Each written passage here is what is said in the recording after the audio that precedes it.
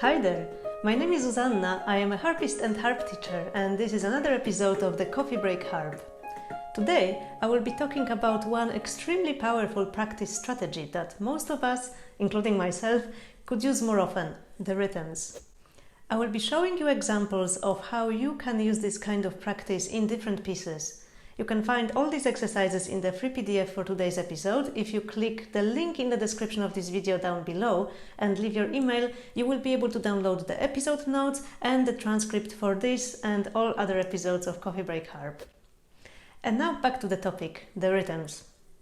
What kind of practice strategy is that, and how can you use it to improve your own playing? Let's start right from the beginning. In this kind of practice, you intentionally alter the rhythm of a piece in order to improve certain aspects of your playing. In a sense, you're temporarily making things harder for yourself, so later the original music becomes easier. Where will this type of practice be beneficial? You can use rhythms practice right from the beginning of your practice sessions while warming up. By altering the rhythm, you can make your usual exercises, scales and arpeggios sound different every day. Try starting from this dotted rhythm, a dotted quaver plus semi-quaver, where you put an accent on the long notes, like this.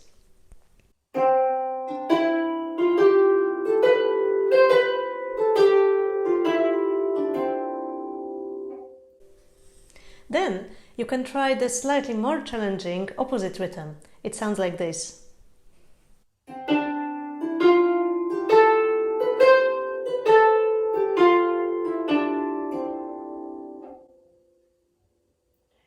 Practicing this exercise will improve the control of your fingers as well as evenness of tone. To make this rhythm more precise, you can add counting. So for the first exercise, that would be 1, 2, 3, 4, 1, 2, 3, 4, 1, 2, 3, 4, 1, 2, 3, 4. And for the second exercise, that would be 1, 2, 3, 4, 1, 2, 3, 4, 1, 2, 3, 4, 1, 2, 3, 4. You can use that rhythm not only for the scales but for arpeggios or any other exercise that you want. You can make it yours. It's an universal rhythm that will work for many different pieces and exercises. Using the dotted rhythms from the previous exercise can also help to bring your pieces up to speed. Let me demonstrate this by playing to you the beginning of the Carolan concerto. This is the opening section.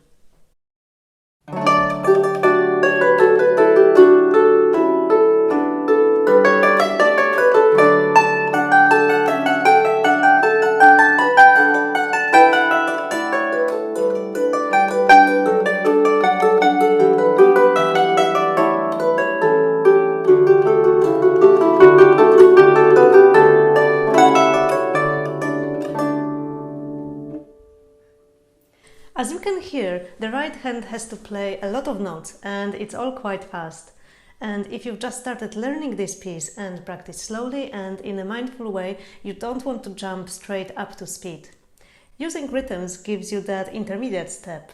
So you can start first by turning all the quavers from that opening section into dotted quavers and semi-quavers, which will make it sound like this.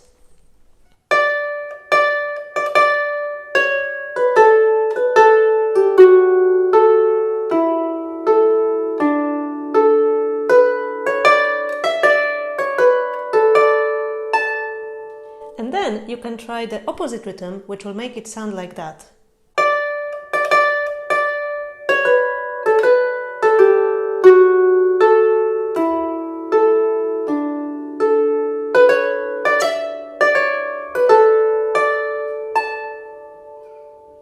By shortening every second note, you're encouraging your fingers to move faster, but your mind still gets enough time to think about what comes next when you stop on the longer notes. Rhythms can also help your fingers learn to place on time. As we all know, directional placing, which means strategically placing groups of fingers in advance, is one of the most important aspects of harp playing, so this kind of practice will be incredibly useful. Let's have a look at another section of the Carolan concerto, which sounds like this for the right hand.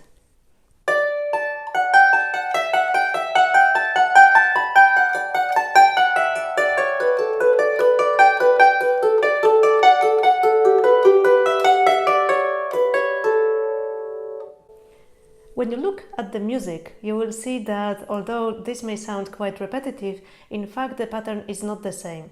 Sometimes you will need to place 3 fingers, sometimes 4, and often the distances between the fingers will be changing too. This rhythm will help you to get your fingers ready on time.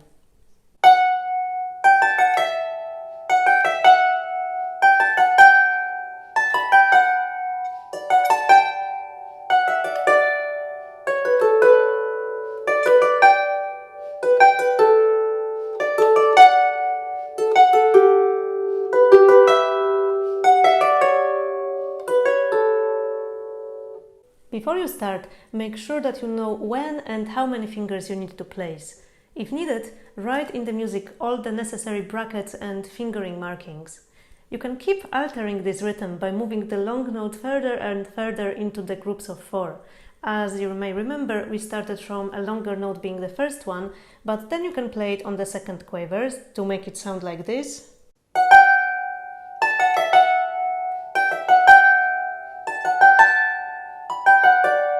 Then you can put it on the third quaver, that will be that.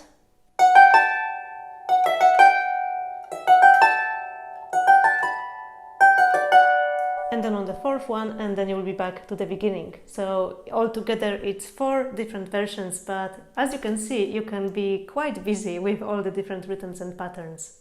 There are many harp pieces where left hand and the right hand will play similar patterns one after another instead of together, and where the quality of the connection between the 2 hands will be extremely important. A good example is a piece by Alphonse Hasselmann's Rouet. I will play for you the opening section.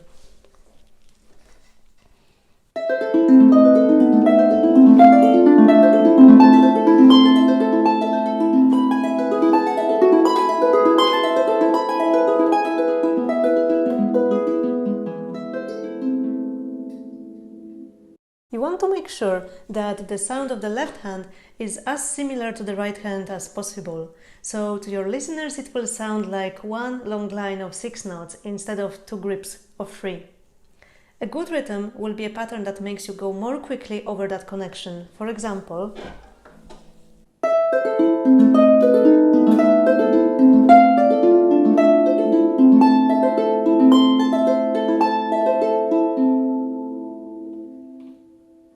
by doing this, you're not only training your fingers, but also the way this pattern sounds in your head. And if you can hear it this way, so can your audience.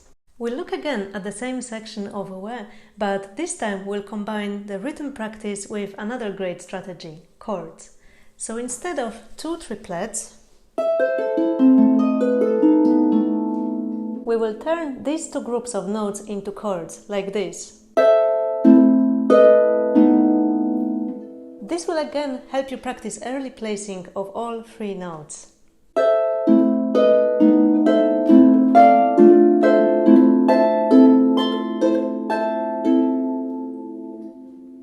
As you can see with this pattern, the right hand is at a slight disadvantage. Whilst left hand repeats the exact same chord, right hand needs to be the first one moving to a new chord, so it needs to be really confident about where is it going to go next. So how can we use rhythms to temporarily make things even harder for the right hand, so later it finds its chords with ease? Let's try another dotted rhythm.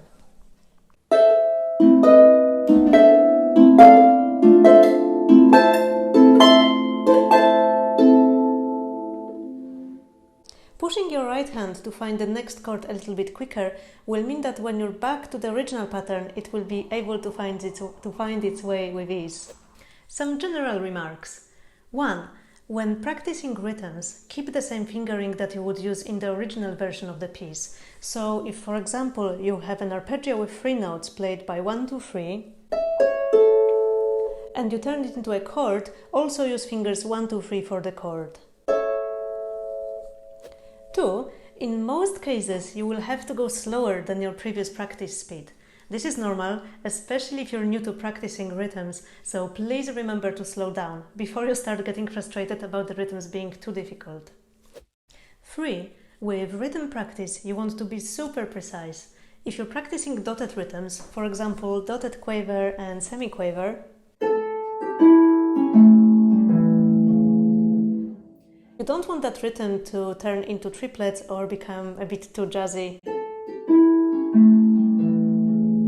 because then your practice won't be as effective. So count out loud 1, 2, 3, 4, 1, 2, 3, 4 to help your fingers stay focused on the rhythm. 4. While you concentrate on executing the rhythm correctly, there is a chance that you may unintentionally start to tense up. I find this type of practice very intense, and I usually take a short break after every 10 minutes or so, or I mix rhythms with different, less intense types of practice, for example, practicing pedal changes with feet on their own, mental practice, or learning a new piece. So remember to take frequent breaks and give your body time to recharge between different exercises. I hope this episode was useful. Let me know in the comments what pieces are you working on right now and what are your favorite practice rhythms. I will be looking forward to hearing from you and to seeing you here again very soon. Have a lovely week until then. Bye!